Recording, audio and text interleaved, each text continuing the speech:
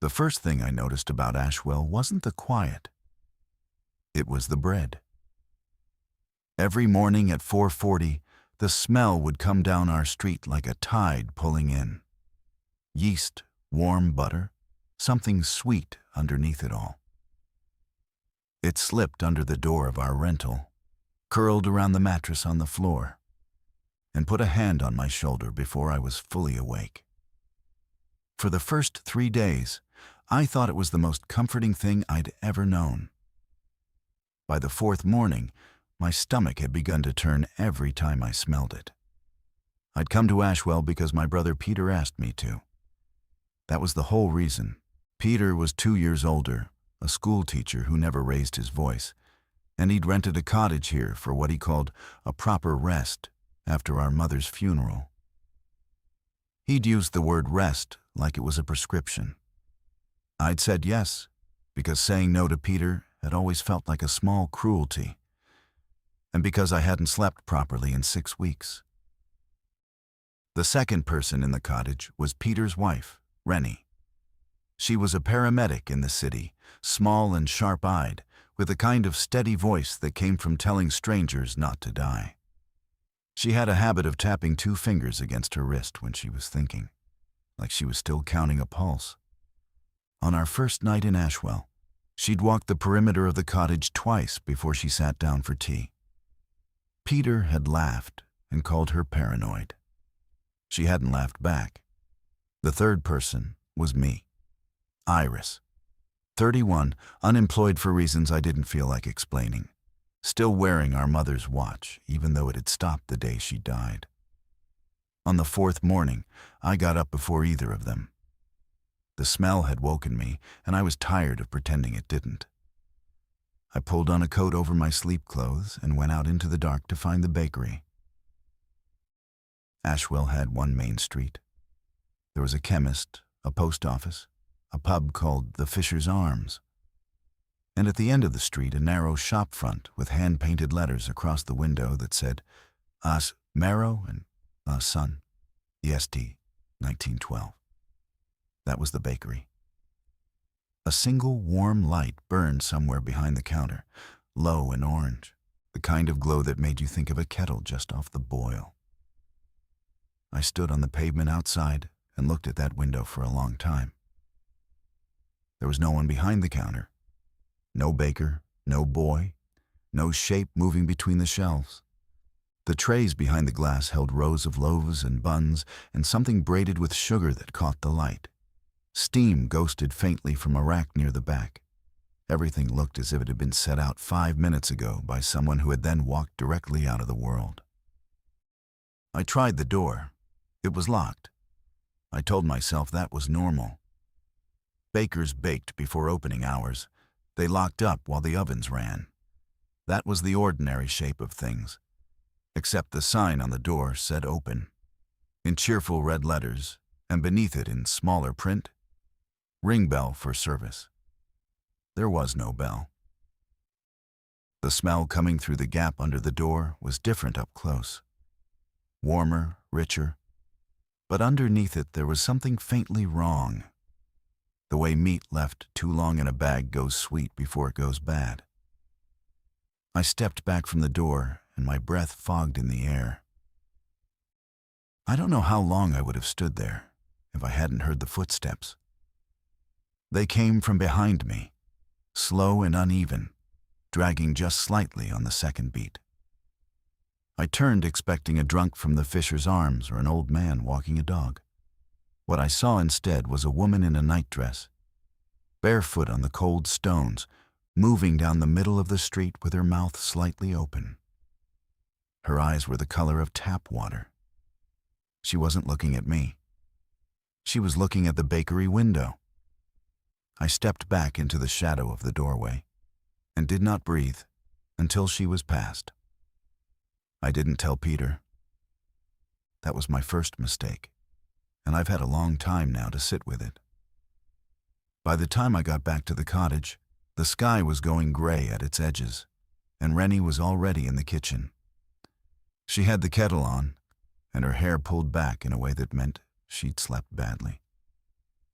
She looked at my coat, my bare ankles and boots, and the flush the cold had put in my face, and she said, "Where?" That was Rennie.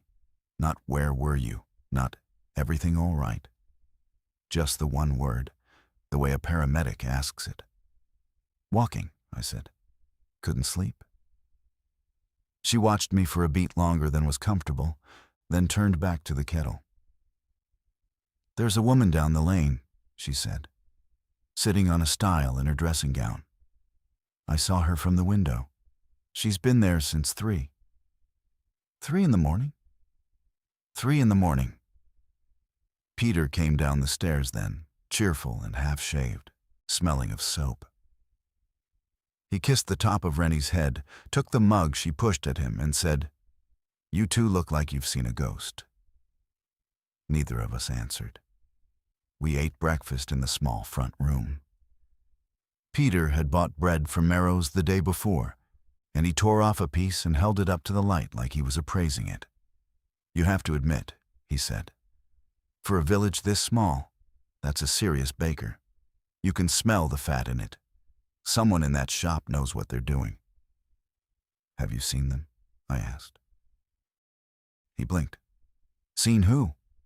"The baker, Merrow, or the son." Peter thought about it, chewing.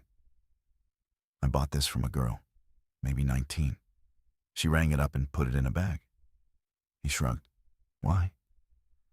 I opened my mouth to tell him about the empty shop, the barefoot woman, the smell that had started to remind me of something spoiling. Instead, I said, "No reason." Rennie's fingers tapped once against her wrist. After breakfast, Peter went out to the garden with a book. Rennie waited until the door closed behind him, and then she said very quietly, "You're not sleeping." "No. Neither am I." She turned her mug in her hands. "There's something off about this village, Iris. I've been trying to name it for 2 days. The pub was full last night when we passed, and none of them were talking, not one. Just sitting there with pints in front of them, watching the door." "Watching for what?" "That's what I want to know." She looked at me then, properly, and I saw in her face something I hadn't seen since the hospital, since the last night with our mother, when Rennie had come into the corridor and told me it was time. It was the face she wore when she had already decided something was going to go badly and was working out how to keep as many people alive as possible. "I want us to leave tomorrow," she said. "I'll tell Peter it's my shifts. I'll say the rota changed.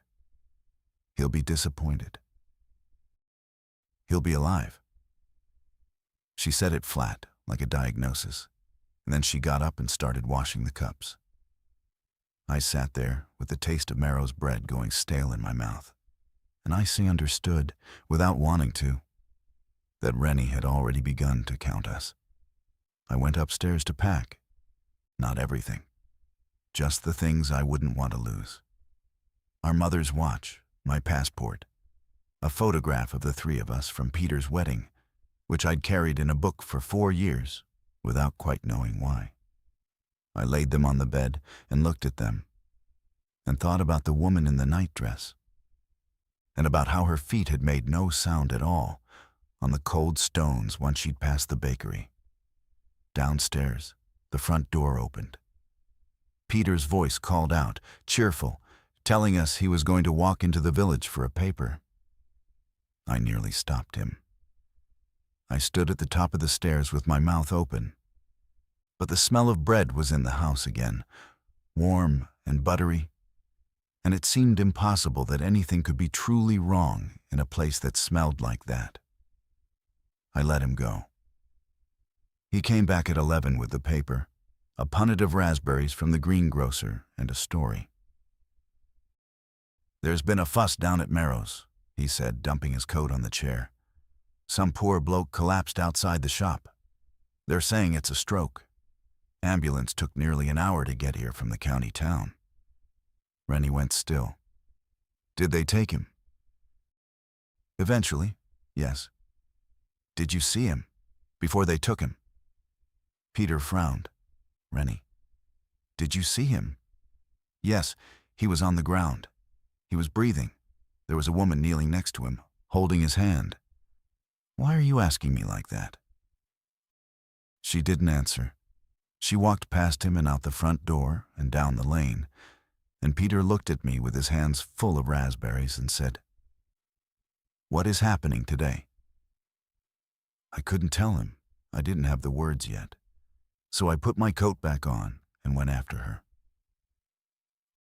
Rennie was already halfway to the village by the time I caught up. She walked like she was on a call, elbows tight, breath even. "Tell me exactly what you saw this morning," she said without looking at me. I told her. The empty bakery, the trays of bread, the woman in the nightdress. She listened without interrupting. When I finished, she said, "Her eyes, what color?" "I don't know. Pale, like water. Not glassy, not white. Just pale." She nodded once, absorbing that. All right. We reached the main street. There was a small knot of people outside Marrow's, 6 or 7 villagers standing in a loose half-circle around a wet patch on the pavement. No ambulance, no paramedic. Just the villagers, and a middle-aged man in a green apron sweeping the doorstep with slow, careful strokes, as if he were polishing something precious. He looked up as we approached. His face was kind, deeply lined, with eyes the ordinary brown of tea. "Morning," he said. "Terrible business." "You're Marrow," Rennie said. "Alan Marrow." He smiled, small and sad. "You'll be the sister-in-law. Peter's told me about you both." I felt Rennie stiffen beside me, though her face didn't change. "The man who collapsed," she said. "Where did they take him?" "County hospital, I should think." "Which ambulance company?" Marrow's smile didn't waver. "I couldn't say, love. I was in the back, taking a batch out. By the time I came round the front, they'd already gone." Rennie glanced down at the wet patch on the pavement. It wasn't water. It was too dark, too thick, and it had been mostly scrubbed away, but not entirely. There was a smear of it up the door frame, as if something had been dragged. "You've cleaned up quickly," she said. "Can't have customers slipping." He leaned on his broom. His hands, I noticed, were beautiful. Long and flowery, with the faint burn marks that bakers carry on the insides of their wrists. "You'll want to try the sourdough before you go, if you haven't. Peter said you'd only be here another few days." Rennie held his gaze. "How did you know we were leaving?"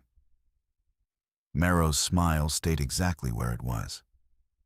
"He mentioned it this morning, said his wife's shifts had changed." Something under my sternum went cold. Peter had only told her that plan an hour ago. He hadn't been to the bakery since yesterday. "Thank you," Rennie said pleasantly. "We'll take a loaf." Inside the shop, the smell hit us in a wave. Sweet and warm, and underneath, that faint dark note I'd caught through the door before dawn. The girl behind the counter was maybe 19, as Peter had said. Her hair was tied up in a flowery scarf. She smiled at us with a mouth that didn't quite fit her face. Her eyes were the color of tap water. Rennie bought the loaf. She paid in cash. Her hands did not shake. Outside, on the pavement, she leaned in close and said into my ear, "Do not eat anything from this shop. Do not let Peter eat anything from this shop. We are leaving tonight."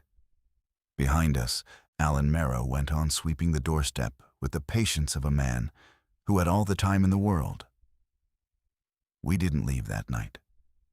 That's the sentence I keep coming back to. There were reasons. Peter had promised a friend in the next village he'd drop off a book. Rennie's car needed diesel, and the one pump in Ashwell was closed for a delivery that never seemed to arrive. The rain came down at 5 in a gray sheet, and Peter, laughing, said no one should drive in weather like that if they didn't have to. Each reason on its own was small. Together, looking back, they had the shape of a hand closing. By 7, the power in the cottage flickered twice and then held. By 8, the phone signal on all 3 of our mobiles had gone. Not weak, gone. The little bars had been replaced by a small, clean word that read, SOS. "That's the mast in Little Denner," Peter said, tapping his screen. "It goes out sometimes when the weather's bad. It'll come back." Rennie didn't argue with him. She stood at the front window with the curtain edge held between her thumb and finger and watched the lane. "How many?" I asked, quietly standing beside her. 4 so far, she said. "Walking, not together, not talking." "Where are they going?" She let the curtain fall. "Same direction, towards the bakery." I made us sandwiches from food we'd brought with us from the city, not the loaf. The loaf was still in its paper bag on the counter, and none of us had touched it, though Peter kept glancing at it in a puzzled way, as if he couldn't quite remember why he'd bought it. Rennie had put a kitchen knife in the pocket of her cardigan. When she moved, it tapped lightly against her hip. At 9:30, Peter finally said, "All right. What is going on with the 2 of you?" We were in the small front room. He had put a fire on in the grate because the cottage was old and drafty, and the light of it made his face look younger than it was. He looked, in that moment, terribly like our father, who had died when Peter was 17 and I was 15, and who had also had a habit of putting fires on when he wanted to have a difficult conversation. Rennie looked at me. I nodded. She told him all of it. The empty shop, the barefoot woman, the wet patch on the pavement, Alan Marrow knowing about our departure before he could have known, the girl in the shop with eyes like tap water. She spoke in short sentences, in the paramedic voice, the one that did not leave room for softening. Peter listened. He didn't interrupt. When she was finished, he was quiet for a long time. "There's a version of this," he said finally, "where you 2 are exhausted and grieving and reading things into a small, strange village." "There is," Rennie said, "and there's a version where you're right." "Yes." He looked at the fire. "What do you want to do?" "I want to be on the road at first light, before anyone in the village is up. I want us to take only what we can carry in 1 bag each. I want the car packed tonight, in the dark, without turning on the outside light. And if the mast is still out, then we drive until we get a signal, and then we call someone." "Who?" Rennie hesitated, just for a moment. "My old station officer. He'll know who to send." Peter nodded slowly. He did not laugh. He did not tell her she was being paranoid. He got up and went to the window, and he stood there for a long time, with his hands loose at his sides. And then he said, "There's a man in the lane." We joined him. The man was standing perfectly still about 10 meters from our gate. He wasn't looking at the cottage.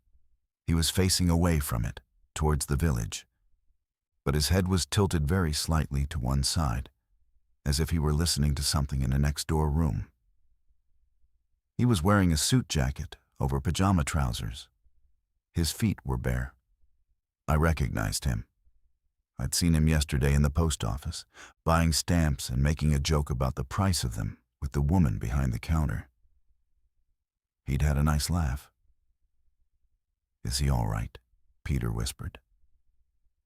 Rennie's hand went into her cardigan pocket, and I heard the small, dry click of her thumb finding the handle of the knife. "No," she said. "He's not." We packed in the dark. Rennie made a list on paper by the light of the fire and read it out in a low voice while Peter and I moved through the cottage. Water. Bread we had brought with us. Tinned things. Torches, a first aid kit, Rennie's paramedic bag, passports, cash, warm layers, 2 knives from the kitchen, a pair of secateurs from the shed, which she took without any explanation, and which I understood without needing one.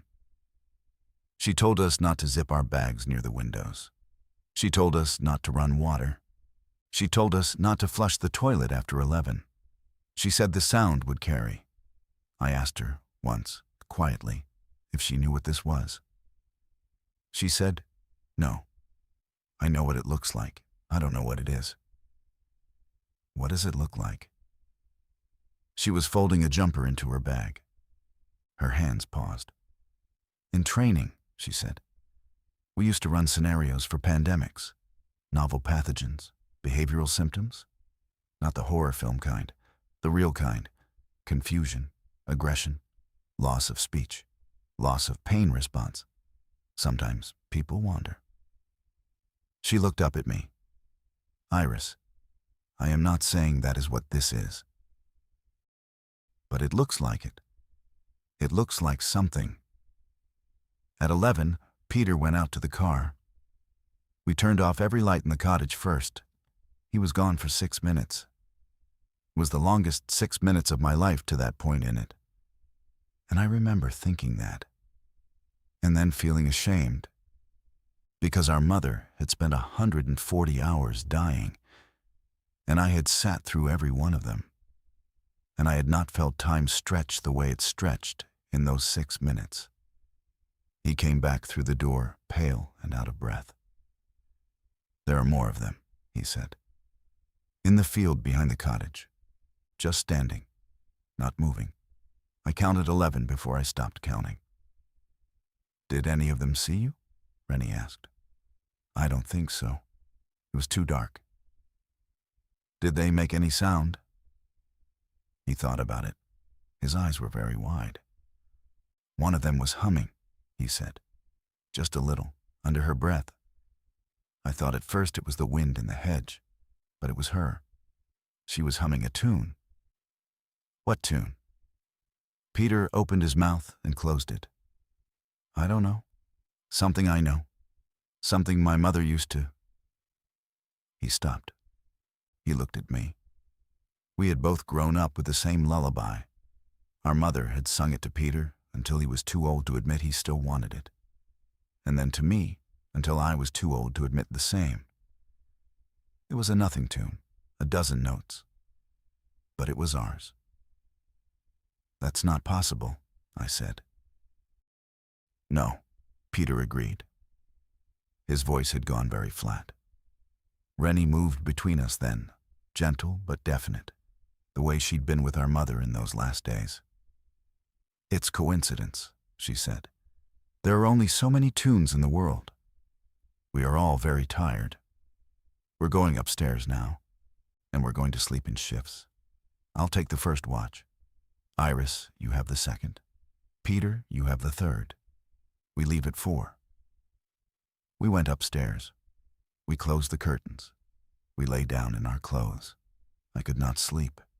I lay on my back, and I listened for humming that I told myself was not there. Around 1 in the morning, I heard something small and wet against the window glass downstairs, as if someone had pressed a palm to it. I heard Rennie's step, unhurried, cross the front room. I heard her stop. Then, quite clearly, I heard her say, "Alan." There was no answer. There was only the small, wet sound of a hand sliding, very slowly, down the glass. I got up and went to the top of the stairs. Rennie was standing in the front room with her back to me, one hand at her side, and one hand up, palm out, like a priest about to bless something. The kitchen knife was in the raised hand. On the other side of the window, in the moonlight, Alan Merrow was smiling. His smile was the same as it had been on the pavement that morning. Kind, deeply lined, sad. His eyes were the ordinary brown of tea. He was not humming. He was not swaying. He was standing at our window with the composure of a man who had come to say good evening. "Alan," Rennie said again, without moving. "Where are your bakers?" He tilted his head. It was the smallest movement, and it was exactly the movement the man in the lane had made earlier that night. "Rising," he said. Then he turned, and he walked back down the path, and he closed our gate behind him with great care, and he went away up the lane in the direction of his shop. Rennie stood at the window until his footsteps had gone. Then she came upstairs, took the knife out of her hand as if she had forgotten she was holding it, put it down on the landing table, and sat on the top step. "We're going now," she said. "Not at 4, now." We got as far as the end of the lane.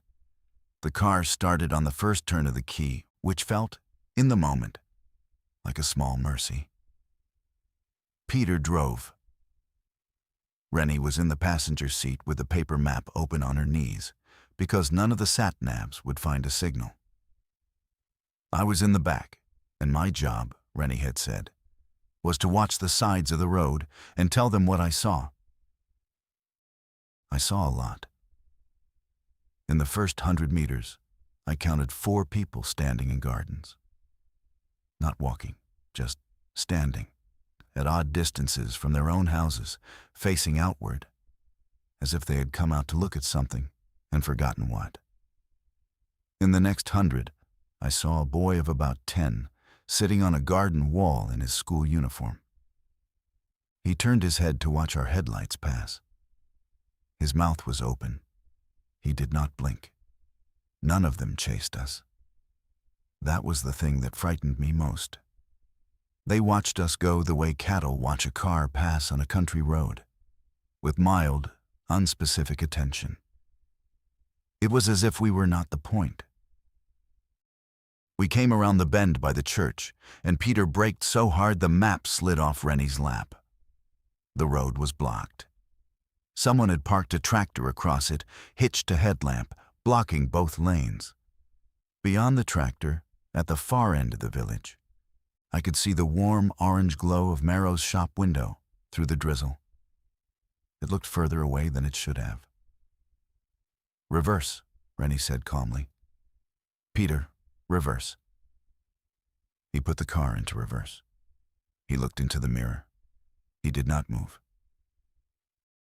I turned. The lane behind us had filled. They had not run. They had not shouted. They had simply walked out of the gardens and the fields and the little side lanes while we were focused on what lay ahead. And now they stood, 40 or 50 of them, in a loose crowd across the road, blocking our retreat. In the middle of them, small and flowery and still wearing her scarf, was the girl from Marrow's shop. She was holding a paper bag. It steamed faintly in the cold. She smiled at us. Her mouth still did not quite fit her face. "Peter," Rennie said. Her voice had changed. It had gone very soft. "Listen to me. There's a farm track 50 meters back on the left. Ivy Lane. It cuts across the field to the coast road. You are going to reverse into it, slowly. Do not accelerate. Do not brake. Do not touch the horn. If any of them reach the car, drive." He didn't answer. His hands were shaking on the wheel. "Peter." She reached across and put her hand over his. "Look at me." He looked at her. "I love you," she said, "and I need you to drive." He nodded. He breathed out. He put the car into reverse and let it roll back gently, gently, into the crowd. They parted for us. That was the strangest thing. They stepped aside, unhurried, as if we were a hearse in a village funeral, and they let the car pass between them. Some of them reached out and let their fingertips brush the windows as we went by. The girl with the paper bag walked alongside us for a few steps, looking in at me through the back window. Her tap water eyes were bright.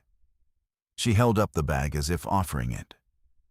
Behind the paper, I could see the shape of something round and warm, and there was a faint dark stain seeping through the bottom of the bag. I looked away. Rennie found Ivy Lane in her mirror before Peter did. She guided him into it with her hand on his wrist, murmuring, "Left, more, straight, now forward, slowly, slowly." The car nosed onto the track. The crowd, at the mouth of the lane, stopped. They didn't follow. They stood in a neat curved line at the end of the road we had come from, and they watched us go. Alan Merrow was among them now. I hadn't seen him arrive. He was standing at the front of the line, in his green apron, with his hands folded in front of him like a man watching the last guests leave a wedding. He lifted one flowery hand and waved. Peter drove. Ivy Lane ran between two hedges for about a mile, and then joined a road that Rennie's map called the Coast Road, though there was no coast in sight, only more fields and hills, and the low gray of a sky that could not decide whether to rain. The headlights picked out potholes and the yellow eyes of a fox, and, once, a single trainer lying on the tarmac, with its laces still tied. None of us spoke for a long time. It was Peter who broke first, and he did it quietly. "The girl," he said, "in the shop, yesterday. She sold me the bread. She was normal. She was completely normal. She asked me where we were staying." "You told her?" "Of course I told her. Why wouldn't I tell her?" His hands tightened on the wheel. "I told her about you, Iris. I told her you were coming down. I told her Rennie was a paramedic. I told her—" He stopped. "You told her our address," Rennie said. Not as an accusation, as a fact. "Yes." That's how he knew. "Yes." There was a pause, and then Peter said, in a voice I hadn't heard from him since he was very young, "I'm sorry." I reached forward from the back seat and put my hand on his shoulder. It seemed important not to leave that hanging in the car. "You couldn't have known," I said. "That's the thing about apologies," he answered. "Most of them are for things you couldn't have known." We drove, At some point, the drizzle became rain, and the rain became something serious. Peter slowed down.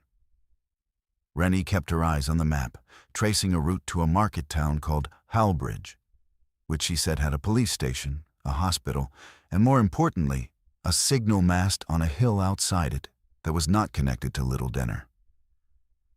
"Halbridge is 30 miles, she said. "The road stays inland for the first 18. Then it climbs. There'll be a signal on the climb, if there's a signal anywhere." "And if there isn't?" I asked. She didn't answer. She folded the map back to a fresh square. 12 miles out from Ashwell, we found the first car. It was pulled halfway onto the verge, hazard lights slowly blinking, driver's door open. Peter slowed, and I thought for a bad moment he was going to stop. Rennie said, "Don't." He didn't. As we passed, I looked in. There was a woman in the driver's seat. She was still wearing her seatbelt. Her head was turned towards us, and her mouth was open, and she was chewing, slowly, on nothing. On the passenger seat next to her was an open paper bag, a Merrow's paper bag. I could see the printed word on the side, the little curl of the M. She had come from Ashwell, too. "How far had she got?" I said. 12 miles, Rennie said. "How long do you think? From when she—" "I don't know." "Rennie." "I don't know, Iris." There was silence for a while, and then Peter said, in a very careful voice, "I didn't eat any of it. I bought a loaf yesterday. I didn't eat any of it, did I?" "No," Rennie said. "You didn't. You would tell me. I would tell you." He nodded. He kept driving. 15 miles out, we saw the second car. It had gone into a ditch, front first, and no one was in it. The driver's door was open. There were footprints in the wet grass leading off into the field. And I did not look at them long enough to see whether they were coming or going. 16 miles out, the rain eased. Rennie tapped her wrist twice and then looked at her phone. 1 bar, she said. Just one. Enough, Peter asked. Enough. She dialed. She held the phone to her ear. She waited.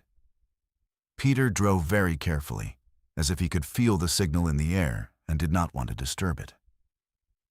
Someone picked up on the third ring. I heard the voice on the other end, thinned by the distance, but I heard enough.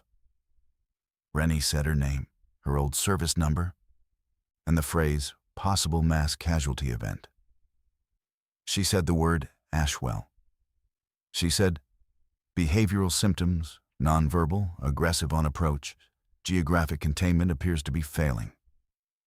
She said, I have 2 civilians with me, my husband and his sister. We are heading for Hallbridge. We are uninfected as far as I can tell.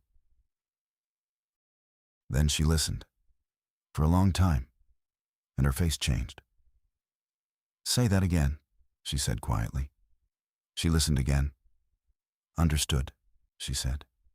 She ended the call. She put the phone in her lap. She looked out at the road. Rennie, Peter said. What did they say? She didn't answer immediately. Rennie. They said Hallbridge is showing the same pattern, she said, as of an hour ago. They said there's a cordon going up on the M road east of here. They said not to approach it. They said to shelter in place. Shelter where? I said. Anywhere but a town. Peter's jaw moved once.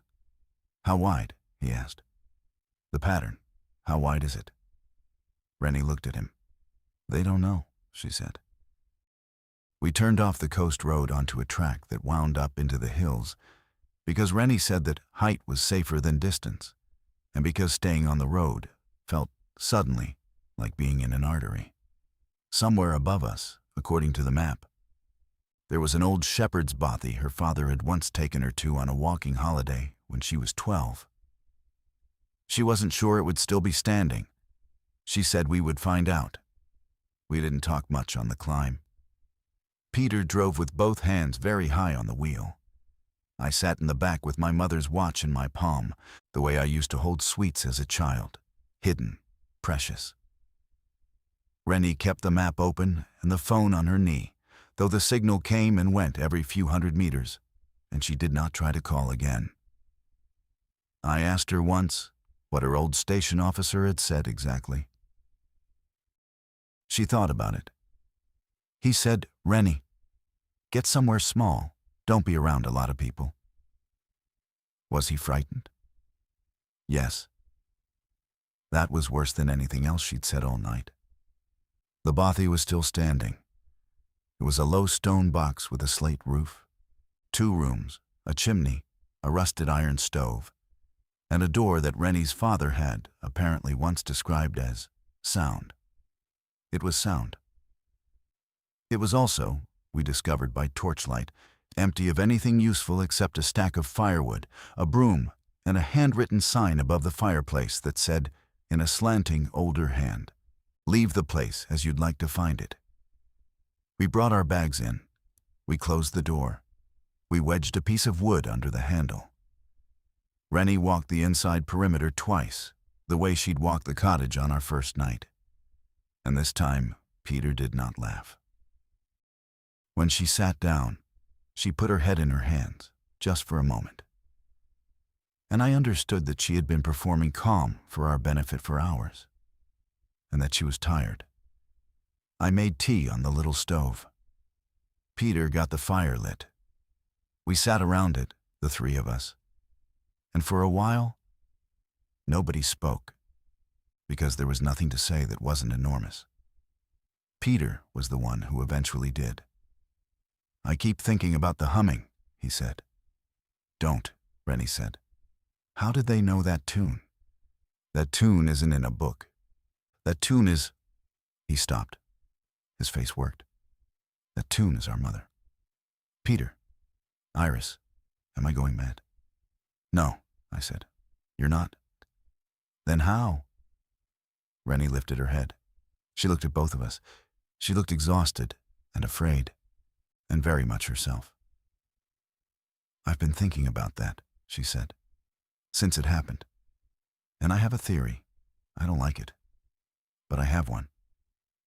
"Say it." "When you bought the bread yesterday, the girl in the shop, she asked you about your family." Peter frowned, remembering. "She asked how long we were staying. She asked if you were the paramedic. She asked—" He stopped again. His face changed. "She asked if there was anyone at home missing us. She was so kind about it. I thought she was making conversation. She asked what our mother had done for a living. I told her she was a music teacher. I told her—" "You told her the tune," Rennie said. "I don't remember saying the tune. You wouldn't have to sing it. You'd only have to name it, or hum a bar, or say a title." Rennie's voice was quiet. "People do that in shops. They talk about their mothers. They tell strangers small things. It's what a village bakery is for." Peter stared at the fire. "They're not," he said. "They're not asking for information because they're sick, Rennie. Sick people don't ask for information." "No. Then what are they?" Rennie was silent for a long time. The fire crackled between us. Outside, the wind moved through the heather in a long, low sound that was not, I told myself firmly, humming. "I don't know what they are," she said finally. "I know what they do. They gather information about the people who come to the shop. They know their names, their families, their routines. And then, when they change, if they change, they use it." "For what?" She looked at Peter. "To bring more of us out," she said. "To the window, to the door, to the lane, to the bakery." I thought about the girl in the crowd, holding up the paper bag as we reversed past, about the dark stain seeping through the bottom of it, about Alan Merrow folding his floury hands like a wedding host, waving us off. "Rising," I said, before I meant to. Peter looked at me. "That's what he said," I told him. When Rennie asked where his bakers were, he said, "Rising." None of us spoke for a long time after that. We slept in shifts again. I took the middle watch. It was the worst. The bothy had one small window high in the wall over the stove, and I sat under it on an upturned crate with the secateurs in my lap, and I listened. Rennie had told me what to listen for. Footsteps on stone, anything on wood, anything on glass. Humming, the tune, any tune. Silence that lasted too long. For 3 hours, I heard the wind. I heard the fire. I heard Peter breathing on the floor by the hearth, the deep, uneven breathing of a man who had cried without wanting to be seen doing it. I heard Rennie shift once in her sleep and say, very softly, "No, love, no." I did not know if she was in the bothy or in the hospital corridor or on some other night I was not part of. At 4 a.m, I heard the footsteps. They came up the hill, slow, unhurried, the same slight drag on the second beat that I had first heard outside the bakery. 1 set, then 2. Then, without any hurrying or bunching, 4. I did not wake Rennie. I don't know why. Maybe because I wanted, for once, to be the one who held the line. Maybe because I was afraid that if I moved, they would hear me. Maybe because I already knew what I would see when I stood up and looked out. I stood up. I looked out. There were 5 of them on the hill. They were standing in a loose ring around the bothy at maybe 15 meters. They were not looking at the door. They were looking at the window I was standing behind. Their faces were pale in the moonlight, and their eyes were the same tap water color I had first seen 4 days ago outside a warm shop front. One of them was our mother. I know how that sounds. I know what it sounds like to say. I have said it aloud to 2 people since, and both of them looked at me the way you look at someone you've just realized you cannot help. But it was her. It was her coat. It was her scarf. It was the way she stood, weight always slightly on her right foot because of a knee she'd never had fixed. It was the small, still shape of her against a hillside at 4 in the morning, and her mouth was moving, and I could not hear her, but I could see the shape of the tune on her lips. I dropped the secateurs. The clatter woke Rennie. She was on her feet before her eyes had fully opened. She was at the window in 2 steps. She looked out. She saw what I saw. Her face did the thing it had done in the hospital corridor. "That is not your mother," she said, quietly, fiercely, directly into my ear. "That is not your mother, Iris. Look at her feet." I looked. Her feet were bare. Our mother had not, in her life, gone barefoot outdoors. She had a horror of it. She had told us, laughing, that it came from her own mother, who had grown up somewhere with hookworm, and it had never left her. The thing on the hillside had bare feet. "They found a photograph," Rennie said, "in the cottage, or on Peter's phone, or in your bag. They found a picture of her, and they are wearing her. That doesn't, I know it doesn't, I know." The thing that was not our mother lifted a hand. It did not wave. It beckoned. Behind me, Peter had woken. He was sitting up on the floor. He had not yet seen the window. He was rubbing his eyes.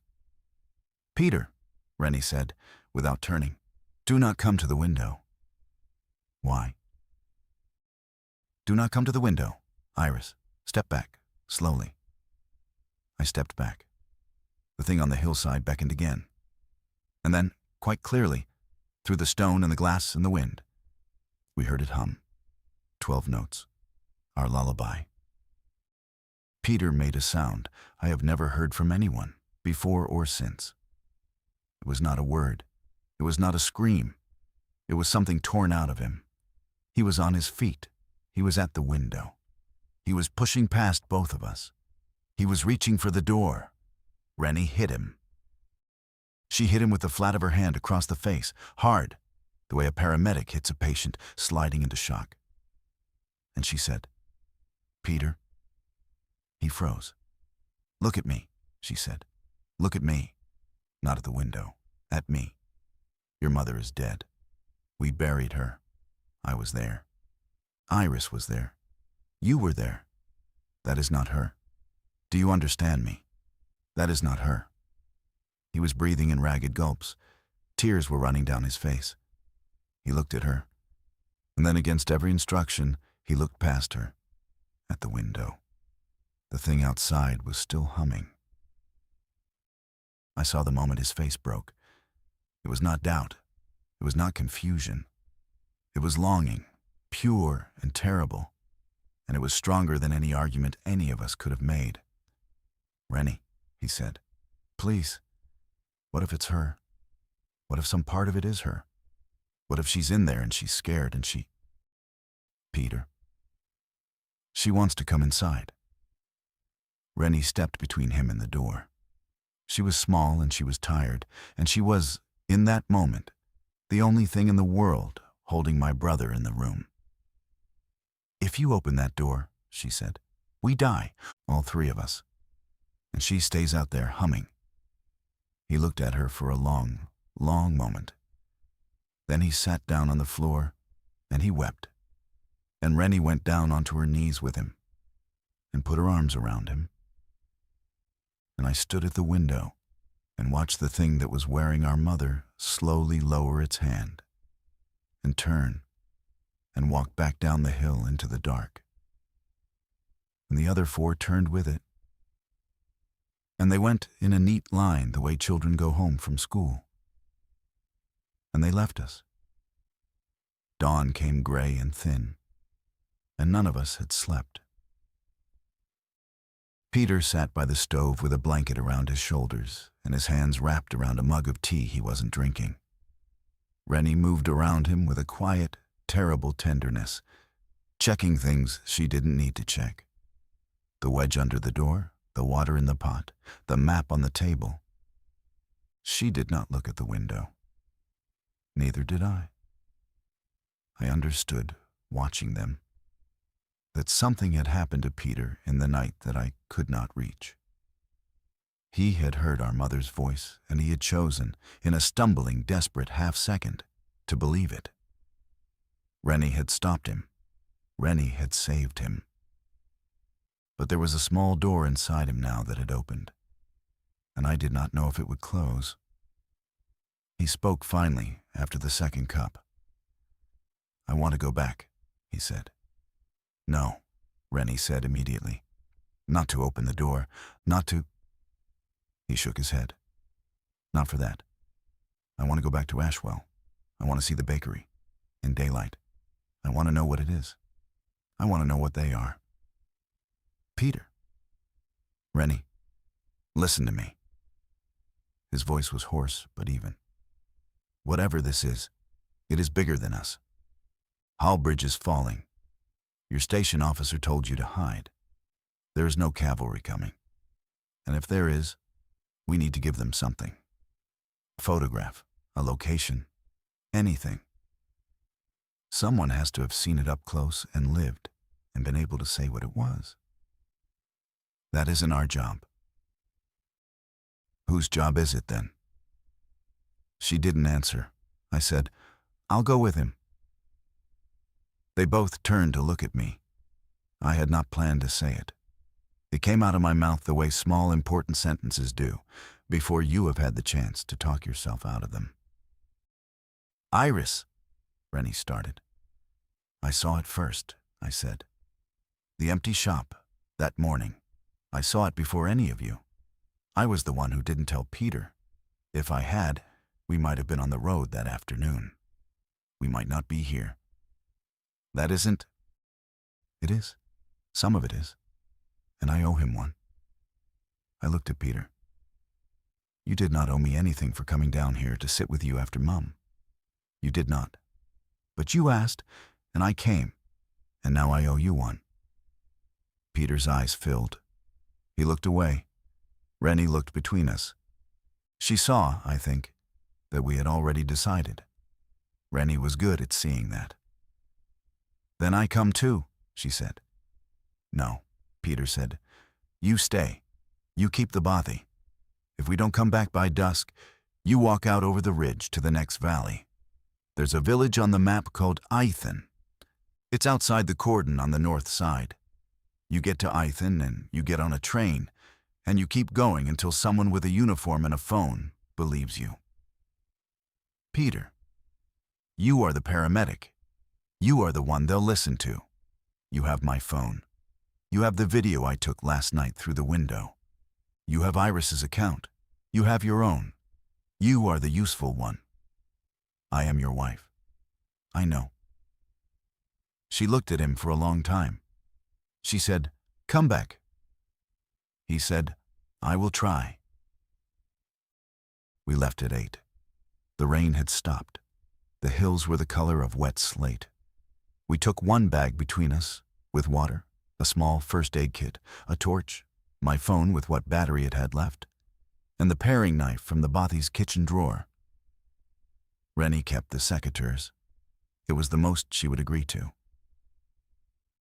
At the door, she caught my sleeve.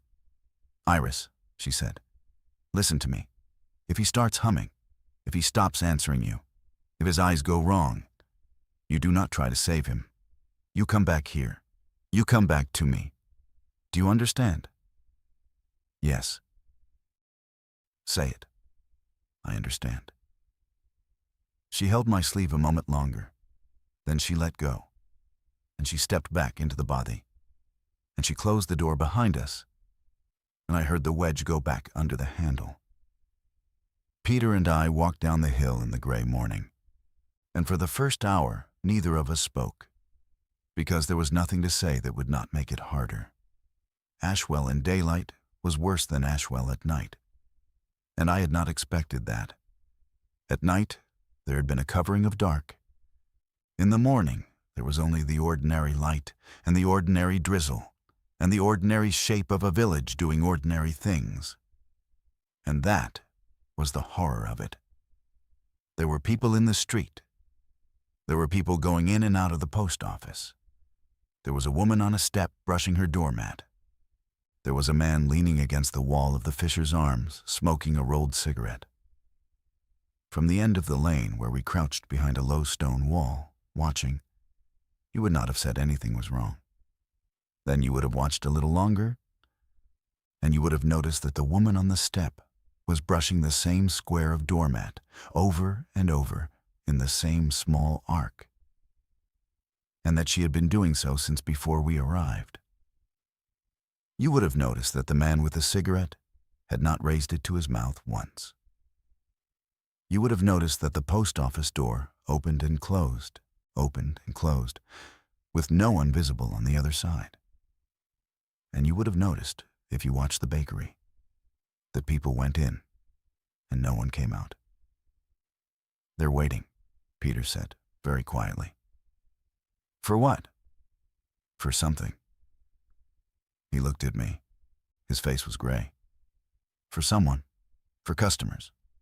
For us." We watched Merrow's for a long time. It looked exactly as it had the first morning. The warm orange light was on. The trays behind the glass were full. Steam ghosted at the back. No one moved inside. Every 10 minutes or so, someone from the village would drift up the street, open the door, and go in. They walked like sleepers. They did not come out. The door closed behind them, and the shop remained empty behind the glass. And I understood, with a kind of slow, sick clarity, that they were not being killed in there. Whatever was happening was quieter than that. They were being taken somewhere. "There's a back," Peter said. "There has to be." "Peter." "I know." We moved. We went around the long way, behind the row of cottages that backed onto the shops, along a footpath that ran between hedges. The path was empty. It smelled of wet earth and, faintly, of yeast. We came out behind Merrow's. There was a yard. There was a bakehouse behind the yard, low and long, older than the shop, older than anything on the street, with a chimney that was, even now, faintly smoking. There was a door to the bakehouse standing half open, and there was a light in it, and there was, as we crept closer, the sound of someone humming. Not our tune, a different one. Slower. Peter stopped at the corner of the yard. I stopped with him. He looked at me, and he did the thing our father used to do, which was to touch 2 fingers to his own temple and then to mine, as if he were passing something across. It was his way of saying, "I love you, and I'm about to do something you would rather I didn't." He went to the door. I followed him because I could not do otherwise. Some things you don't get to choose in the moment. You made the choice earlier, in a hospital corridor, or in a phone call, or when someone asked you to come down for the weekend, and you said yes. Inside the bakehouse, it was warm. It was warm the way our grandmother's kitchen had been warm. The deep, long warmth of a place that has been baking bread for 100 years. The ovens were lit. There were long wooden tables. There were racks of dough proving on the wall. There was Alan Merrow at one of the tables, in his green apron, working a piece of dough with his floury, beautiful hands. He looked up when we came in. He did not seem surprised. He smiled his kind, sad smile. "You came back," he said gently. "I hoped you might." Peter's voice was very steady. "What is this place, Alan?" "It's a bakery." Merrow's hands did not stop moving. Fold, press, turn. Fold, press, turn. It has been a bakery since 1912. My grandfather built the ovens. My father put the sign up. My son works the counter in the afternoons. Where is your son? He's downstairs. With the others. Merrow's smile did not change. With the others. Yes. I found my voice. What are you doing to them? He looked at me then, properly. His eyes were still the ordinary brown of tea, and I understood for the first time that whatever was wrong with the girl in the shop and the woman in the nightdress and the thing on the hillside had not yet happened to him. He was still, in some way, Alan Merrow. And that was worse. I'm not doing anything to them, love, he said. I feed them, that's all. I feed them, and they rise. With what? He looked down at the dough. He turned it. He folded it.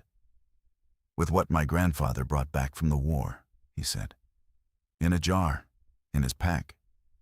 He didn't know what he had. He thought it was a starter, a sourdough culture, something a French baker had given him, in a village where nothing else was left standing. He shook his head slowly. It bakes into the bread. It always has. For 100 years, we've fed it to people, and nothing has happened, because we only ever fed it to a few. A loaf here, a loaf there, not enough.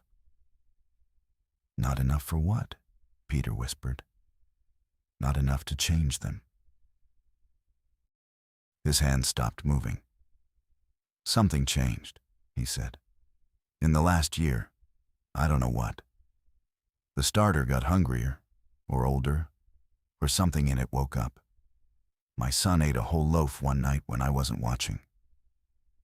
In the morning, he wasn't my son anymore. He was quieter. He was better. He didn't argue. He worked. He listened. He remembered everything. He remembered things I hadn't told him. Things I'd only thought. Peter had gone very still beside me. And then, Merrow said, he started asking me who else came to the shop. Who bought bread? Who lived alone? Who had family visiting? He wanted to know. He was so gentle about wanting to know. And his voice caught for the first time. I told him. I've been telling him for months. And they've been rising, all of them, down there, waiting. For what? I said. Merrow looked up at me. For the ovens to be big enough, he said, to feed the rest of the country. We stood in the warm bakehouse, and I felt the floor under my feet stop being floor. Peter said, Alan, come out with us. Now. Leave the door open. Come out. Merrow shook his head, slowly. I can't, love. Why? Because they're already inside me. He said it like a weather report. Not all the way. Not yet. Enough. I know things I shouldn't know. I dream their dreams. I remember your mother's tune, Peter. And I've never met your mother. I remember Iris's watch. I remember the hospital corridor. I remember a woman I did not know, dying. And Rennie kneeling beside her. He looked at me. His eyes were wet. I'm sorry. I'm so sorry. I've been sorry for months. I could not speak. Then help us stop it, Peter said. Alan, if you're still in there, help us. Merrow looked around the bakehouse. He looked at the ovens. He looked at the racks of proving dough. He looked at the door at the back of the room, low and iron-bound, from which I now understood we could hear a soft, continuous humming that was not one voice, but many. The starter is in the largest oven, he said, in a copper pot, my grandfather's pot. If the pot breaks and the starter burns, the loaves die. It won't stop what's already in the village. It won't stop what's in Hallbridge. But it will stop the next batch. And there is a very big next batch, my loves. There is a batch meant for the cities." Peter looked at me. "How do we break the pot?" I said. "You don't," Marrow said. "I do." He turned to the oven, the largest one. It was cast iron, black, taller than a man, with a door on brass hinges. He put his floury hand on the door. "Alan," Peter said. Marrow did not turn. "When I open this," he said, "the heat will come out. Stand back. Get to the yard. Do not come back for me. Do you hear me? Do not come back." "Alan, I have wanted to do this for a long time," Marrow said very softly. "And I have not been able to. Because they knew. They always knew what I was thinking. But they are downstairs now. They are humming. They are not listening. Not for a minute. Not for a minute or two." He half turned his head, and I saw the side of his face, and the smile on it was not the smile from the pavement. It was a smaller, older, more tired smile. "Go, please. Let an old man do one thing that isn't theirs." Peter took my hand. We went. We went out through the yard and along the footpath and behind the cottages, and we did not look back at the bakehouse, because Alan Marrow had asked us not to, and because I understood that if I looked back, I would remember his face for the rest of my life. And I already had enough faces to remember. We were 50 meters up the hedge path when the sound came. It was not an explosion. It was more like a great deep breath being taken in, and then let out. And then a rush of heat and light behind us that turned the drizzle briefly to steam. The bakehouse chimney gave one last cough of black smoke, and then the smoke was white, and then it was nothing. Peter and I stopped on the path. We looked at each other. We did not speak. We walked. Halfway up the hill towards the bothy, we passed a woman standing in a garden. She was watching us. Her eyes were the tap water color. Her mouth was slightly open. As we passed, she tilted her head, very slightly, as if listening to a voice she had not expected to hear. Then she frowned. It was the smallest expression. It should not have been terrifying. It was, because it meant something had changed for her, something she did not understand. She turned away from us. She walked unsteadily back into her house. Peter squeezed my hand. "He did it," he whispered. "He did it." We climbed. Rennie was waiting at the door of the bothy with the secateurs in her hand. She saw us come up the last of the slope, and she did not smile. She did not cry. She did not run to us. She stood very still, and she watched us all the way to the door. And only when we were close enough for her to see our eyes did her shoulders come down. She let us pass her into the bothy. She closed the door. She wedged it. She turned around. Then she cried. Once. Hard. For about 10 seconds. Then she stopped, and she wiped her face with the back of her hand, and she said, "Tell me." We told her. We sat by the little stove, and we told her about the yard, about the bakehouse, about Alan Marrow with his floury hands, about the copper pot, about the great deep breath of the ovens taking the starter into themselves, about the woman in the garden who had frowned. Rennie listened. She did not interrupt. When we were finished, she was quiet for a long time. "It won't have stopped it," she said. "No," I said. "He told us it wouldn't." "It will slow it." "Yes." She nodded, absorbing that. Then we walked to Ethan. "Tonight, we tell what we know." "You believe us," Peter said. She looked at him. "You are the most truthful person I've ever met," she said. "And Iris will not lie to me. And I saw the thing on the hill last night. Yes, I believe you." We slept for a few hours, in the afternoon, in the dry warm of the bothy.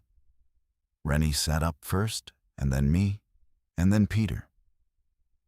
When it was my watch, I sat by the little window, and I watched the light change on the hills. I did not see anyone come up the slope. I did not hear any humming. I understood that we had, perhaps, been given a small mercy. That whatever was in the village, whatever was in Hallbridge, had briefly forgotten to look for us. At dusk, we packed. Rennie made us eat, though none of us wanted to. She said the walk would take 6 hours, and we would not do it without food inside us. We ate the last of the bread we had brought from the city. It tasted of nothing. At the door, before we opened it, Peter said, "I want to say something." We waited. "I heard her last night," he said. "I heard our mother, and I would have opened the door. I would have, if Rennie hadn't stopped me." He looked at me. "Iris, I need you to know. It wasn't that I forgot she was dead. It was that for 1 second, I thought, if I could have her back, it would be worth whatever came in with her. And his voice broke. "I don't know how to carry that. I thought about it. I thought about our mother's watch in my pocket. I thought about a bakery smell at 4 in the morning. I thought about Alan Merrow's small, tired smile. You carry it the way we carry everything else," I said. "Badly and together." He laughed. It was a real laugh, small and cracked. Rennie put her hand against the back of his neck and rested her forehead against his shoulder for a moment. Then she opened the door. We walked. The road to Ethan took 7 hours, not 6, because twice we had to leave the track and hide in the heather while figures walked past us in the dark. They were unhurried. They did not seem to see us. But they were walking, all of them, in the same direction we were. North, over the ridge, away from Ashwell, away from Hallbridge, into places that had not yet known what was coming. Rennie noted each one. She did not use their faces. She used their clothes, their heights, the sound of their feet. She was building, I understood, a report. At 3 in the morning, we came to the ridge. Ethan was on the other side, small and yellow with lamplight, still asleep in the valley. In the distance, beyond it, we could see the faint white glow of what Rennie said was the cordon. A line of lights along the M road. Headlights and floodlights, and the occasional slow blue of a police vehicle. Whatever the cordon was, it was holding for now. Whatever we had to say, we would say to it. We stood on the ridge for a moment. Peter said, "Do you think Alan is still there, in the bakehouse?" Rennie said, "I hope not." "I hope he is," I said, "for a second, at the end. I hope he had a second where he was just himself, and he knew what he'd done." Nobody answered. We went down into Ethan. We found a phone box that worked. Rennie called the number her old station officer had given her, and this time she was not stopped at possible mass casualty event. This time they listened. This time a car came at dawn, with 2 people in it who did not ask us to repeat ourselves. We were taken to a building I will not name. We were questioned separately, and then together. We gave them everything we had: the video from the window, the map, the phone call log, the name of a bakery, the name of a family, a description of a copper pot, a description of a hillside at 4 in the morning. Rennie gave them the clinical description. Peter gave them the human one. I gave them the smell. They took us seriously. Whether they were in time is not for me to say, because it isn't over. It isn't over as I record this.